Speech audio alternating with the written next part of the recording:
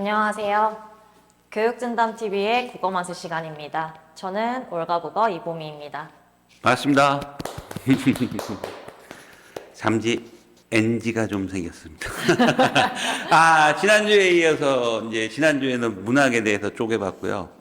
오늘은 이제 독서, 비문학에 대해서 좀 얘기를 많이 좀 해 주셔야 되는데, 이게 22학년도 수능에서도 국어가 불수능이었는데, 그 오답률 탑 10을 보면 전부 다 비문학이었고요. 그 다음에 23학년도 요번에 작년 수능에서도 오답률 탑 7이 전부 다 비문학이었어요. 비문학이 정말 이렇게 어려운 겁니다. 네, 저는 어렵습니다. 비문학이 문학보다 어렵다고 생각을 하는 사람이고 대부분의 친구들이 문학보다는 비문학을 좀 더 어려워하고 시험을 칠 때도 실제적으로 비문학의 시간을 많이 할애하는 편이더라고요. 네, 그래서 비문학은 어렵죠. 네, 근데 이 독서가 고등학교 2학년 교과 과정에 나온 독서가 있고 또 수능에 나오는 독서 네. 비문학이 있는데 차이가 있죠. 좀 차이가 있죠. 네, 특히 문학보다는 비문학이 훨씬 더 많은 차이가 있다고 생각을 하시면 될 것 같아요. 네. 그 차이점을 좀 한번 좀 설명을 좀 부탁드립니다. 네, 그래서 보통 이제 2학년 2학기 때 독서라는 교과 안에서 이제 공부를 한 학기를 이제 진행하게 되는데, 독서만 진행된다는 가정하에 말씀을 드리자면, 내신 같은 경우에는 한 3가지 정도 경우가 있다고 생각을 하시면 됩니다. 잘 없는 경우긴 한데, 교과서 안의 지문만 활용하는 경우가 있고요. 그리고 가장 많은 경우인데 교과서 플러스 기출문제 지문 활용하는 경우고요. 이제 세 번째가 교과서는 아예 쓰지 않고 기출지문 혹은 EBS를 사용하는 경우입니다. 그래서 이제 내신과 수능의 가장 큰 차이점은 내가 이 지문을 이미 기존에 알고 푸냐 모르고 푸냐의 차이라고 생각을 하시면 되겠어요. 그래서 오히려 내신 독서 같은 경우에는 변별력이 생기기가 되게 어려울 정도로 차라리 공부하기가 좀 더 쉽다고 생각을 하시면 돼요. 왜냐하면 어차피 지문은 주어지는 거고 범위는 정해져 있기 때문에 나는 그 지문을 미리 공부하면 되는 거고, 지문을 하나하나 뜯어먹듯이 공부하면 사실 어떤 식으로 문제가 나온다 한들 지문이 변형되지 않는 이상은 문제를 틀리는 게 더 힘들거든요.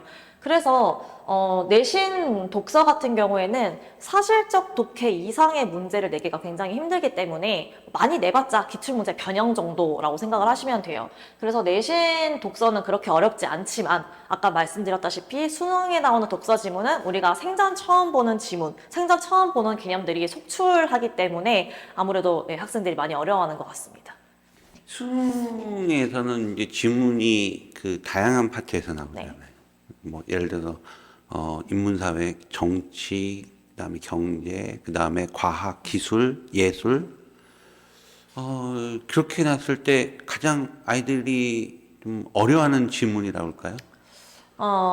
저희가 일단 수능 영역, 독서 영역을 나눠보자면 크게 3개로 나누는데요. 일단 인문, 예술 이렇게 하나 묶고요. 그 다음에 사회, 경제 파트가 하나가 있고, 그 다음에 과학, 기술.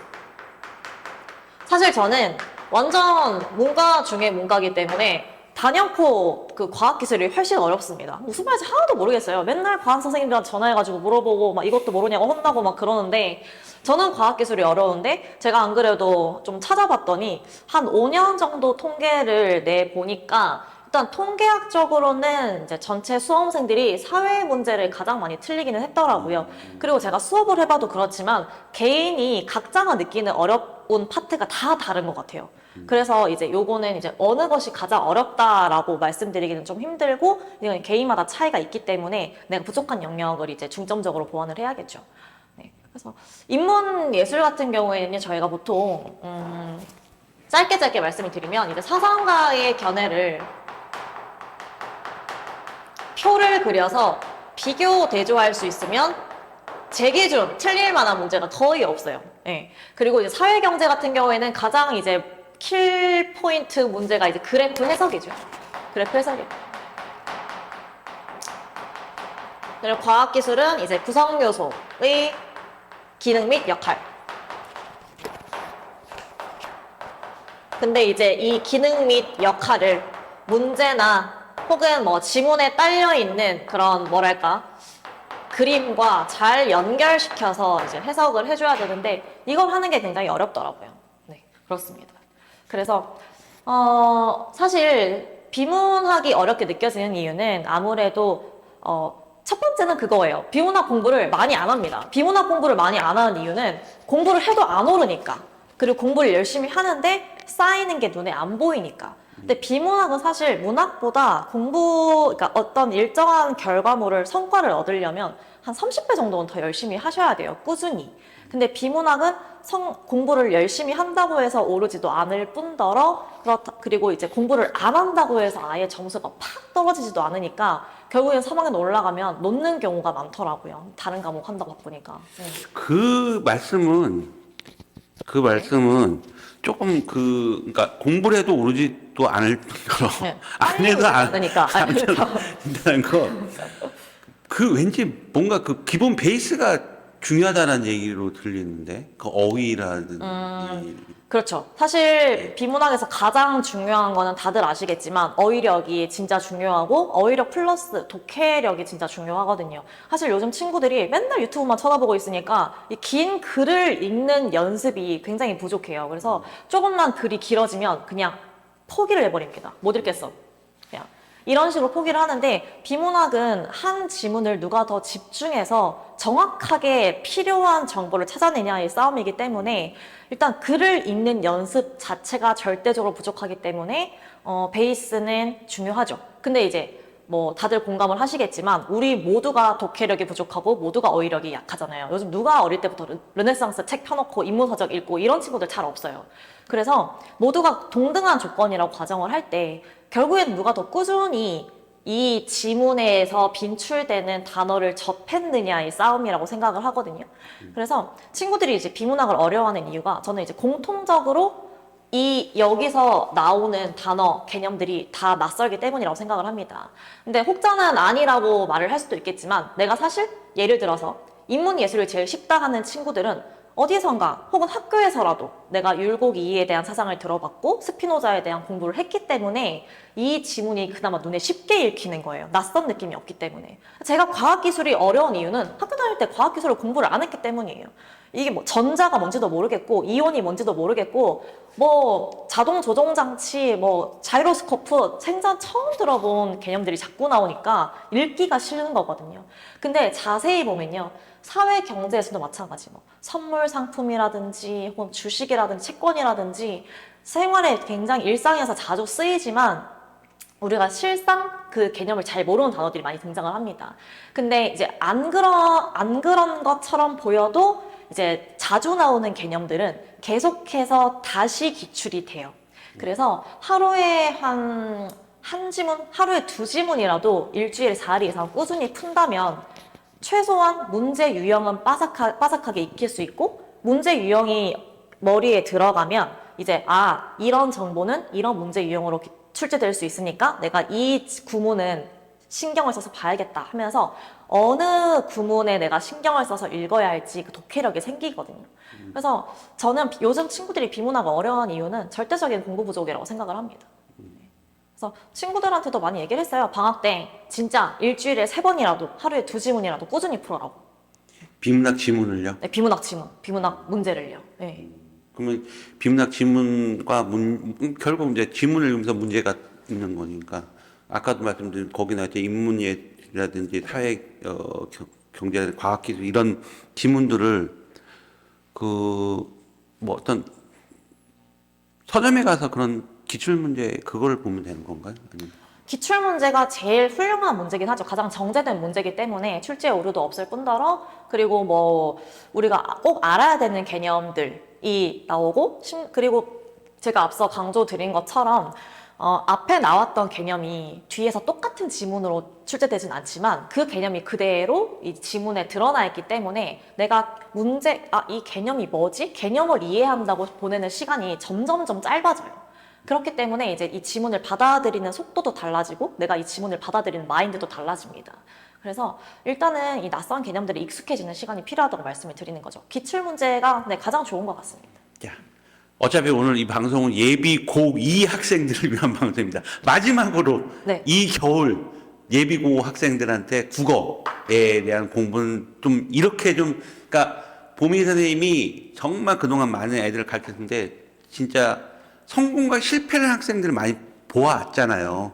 그래서 뭐 솔직하게 가슴속에 담아뒀던 얘기도 좋고 예비 고2 오늘은 예비 고2니까 예비 고2 학생 이게 자칫 잘못하면은 예비 고2 시점에서 아이들이 입시와 연관해서 진짜 학업을 포기나 뭐 정말 진로를 다르게 설정할 수 있는데 보미 선생님이 예비 고2 학생들한테 국어 공부와 연관된 정말 해주고 싶은 얘기 마지막으로 한마디만 좀 부탁드리겠습니다. 한마디로 안 끝날 것 같기는 한데 일단 기말고사 끝나고 지금 이제 연말이 지났고 방송 촬영 시점 1월 1일입니다. 2023년이 밝았어요, 여러분.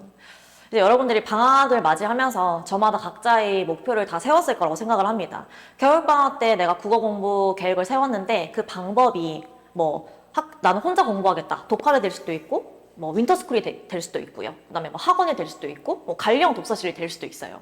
근데 제가 드리고 싶은 말씀은 계획을 세웠으면 지키려는 노력을 하세요. 제발.